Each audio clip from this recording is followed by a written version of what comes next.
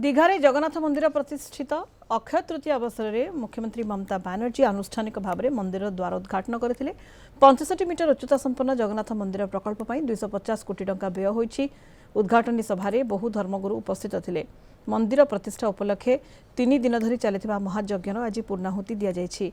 पत्थर और निम्ब काठर पृथक चतुर्धा मूर्ति पूजा पाउछंती। एबेठारु जगन्नाथ प्रेमी और पर्यटक मानक भिड़ आरंभ होईछि।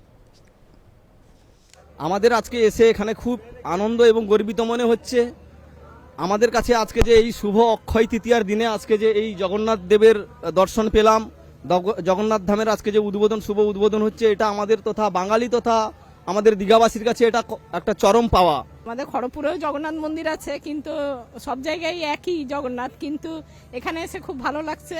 নতুন জগন্নাথ, আগে শুধু সমুদ্র দর্শনে আসতাম, এখন জগন্নাথ হয়েছে, জগন্নাথ দর্শনও এলাম, খুব আনন্দ করছি। ভালো কথা যে জগন্নাথর সন্তান, জগন্নাথଙ୍କ দেশর সন্তান হিসাবে আমি গর্ব করিয়া কথা যে জগন্নাথଙ୍କର সংস্কৃতি চারিআডে প্রচার প্রসার হଉଛି। জগন্নাথ মন্দির ହେଇଛି যে বিভিন্ন জায়গায় জগন্নাথଙ୍କ মন্দির ହେଇଛି, রথযাত্রা ହେଉଛି, মানে আমেরিকার ফরেনর বিভিন্ন জায়গায় ହେଉଛି এবং ভারতবর্ষর বিভিন্ন জায়গায় ହେଇପାରୁଛି। ସେଥିପାଇଁ এটি দীঘারে ওয়েস্ট বেঙ্গল মধ্য জগন্নাথ মন্দির হয়েছে, এটা আমি গর্ব করিয়া কথা।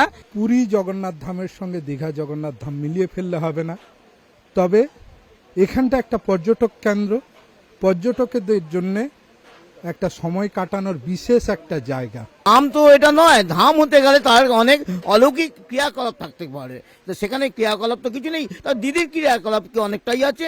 দিদি সেই হিসাবে নিজেকে অনেকটা এগিয়ে নিয়েছেন যে এটাকেও সেম টু সেম কিছু করার জন্য উদ্যোক্তা আছে। সেই উদ্যোক্তাকে আমরা খুব স্বাগত জানাই।